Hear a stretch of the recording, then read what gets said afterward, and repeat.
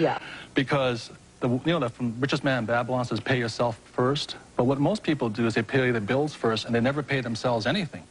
And that's a discipline I had to get into, was I always pay myself first, even when I had no money. And when I have all these bill collectors calling me, I use them as inspiration. You know what I mean? Really? Oh, when they're hounding, the government's hounding you, bill collectors calling, because I've been broke, so I can understand what it feels like to be broke. When those guys are calling you, instead of shrinking and going into the shell and eating my pizza, yeah. I use it as motivation to go out and make more money. So I use my bill collectors as motivation, and that's why I paid myself first, even though sometimes I wasn't paying. What would you pay yourself? I always bought assets. I'd buy a house or I'd put money in the bank and things like this. But it was just a habit. Exactly what you're talking about. It's up here. It's about changing the way you think. That's what the whole book is about. That's it. Because we're our biggest asset. We're also our biggest liability. We are. Yeah, we are. I know. Yes. I read that. Thank you. Okay, during the commercial break, you said what? Stand up, say it again.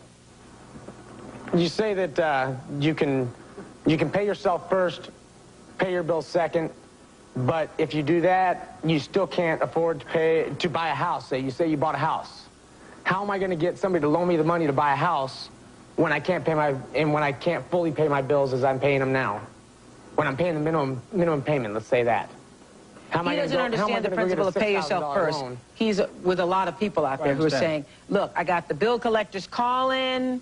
I'm scared to answer the phone because I don't have the money. So how am I going to now give myself money first when I got these people knocking down my door? That's what all these people are shaking their heads to. Right. They're thinking easy for you to say from where you're sitting now.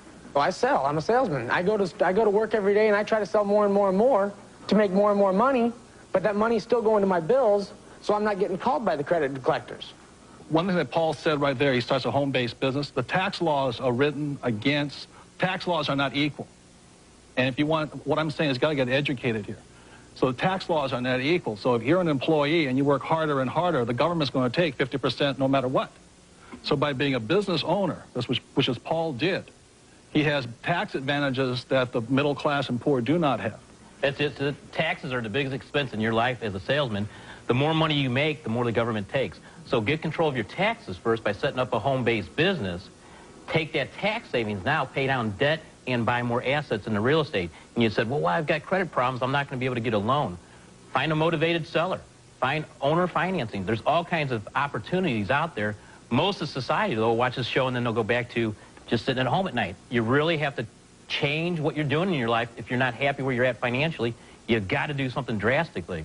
Just saving money and investing is not enough. There is a complete mindset that goes on. I think that's what these people who came... Paul was saying, because we all have the mentality in this country, right. You work harder, it will pay off in the end. It does not, because the government always gets theirs. Right, yeah. and then the real estate is the least taxed income you can get. So when my wife and I were struggling, we saved $6,000, we bought that house. Thing went from $46,000 to $105,000. We had $50,000. But I think when people think of real estate, they think about the house that they would want to live in. So you start out buying something that you wouldn't necessarily want, and you use that to build more income. And that's what she did. She bought 7. Build more income. That's my idea. I want to buy a 3-flat, live in the basement, rent off the top two apartments, and have them pay my mortgage for me. Good. But I still need to come up with the original capital to buy the place. That starts with paying yourself first. Hey, Oprah.